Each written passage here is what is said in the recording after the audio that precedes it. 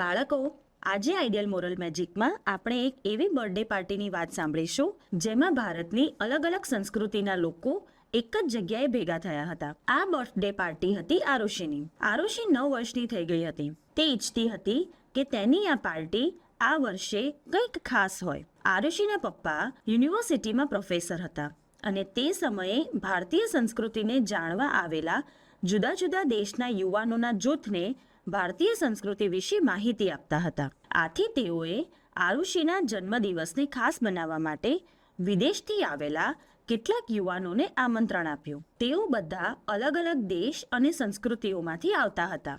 આરુષિના પપ્પાએ તેઓને આ પાર્ટીના દિવસે પોતાના દેશ અને સંસ્કૃતિની ખાસિયત જણાવવા વિશે કહ્યું. પાર્ટીના દિવસે ઘણા યુવાન યુવતીઓ પોતાના દેશના પારંપરિક પોશાક પહેરીને આવ્યા હતા.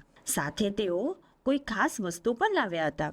ભારતની પ્રિયા બધા માટે રંગીન બંગડીઓ લાવી અને બોલિવૂડના ગીત પર કેવી રીતે ડાન્સ કરવો તે તેણે બધાને શીખવાડ્યું. ઇજિપ્તના અહમદે અરબી ભાષામાં તેમના નામ કેવી રીતે લખવા તે શીખવ્યું. ઇટાલીની સોફિયા બધા માટે સ્વાદિષ્ટ પાસ્તા લાવી હતી અને જાપાનની યુકીએ બાળકો માટે ખાસ ઓરિગામી પ્રાણીઓ એટલે કે કાગળ કલાથી બનાવેલા પ્રાણીઓ બનાવીને બતાવ્યા. આરુષિ અને તેના પપ્પાએ પોતાના ઘરને જુદા જુદા દેશના ધ્વજથી સજાવ્યું હતું. તેની કેક પર પણ વિવિધ ભાષાઓમાં બર્થડેની શુભેચ્છાઓ લખેલી હતી. પાર્ટીમાં તેઓએ ધ્વજ શોધો નામની રમત રમી, જેમાં બાળકોએ કોઈ એક દેશના નામ લખેલી ચિઠ્ઠી લેવાની અને તે જ દેશનો ધ્વજ ઓળખી બતાવવાનો.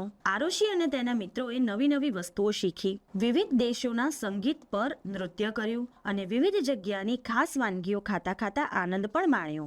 જતી વખતે સોફિયાએ ખુશ થઈને કહ્યું, આજની પાર્ટીમાં દરેકની સંસ્કૃતિની ઉજવણી કરવાની બાબત મને ખૂબ ગમી. યુકીએ કહ્યું, આપણે બધા ભલે કેટલીક બાબતોથી અલગ છીએ પણ આપણી વચ્ચે ઘણી બધી સમાનતાઓ પણ છે.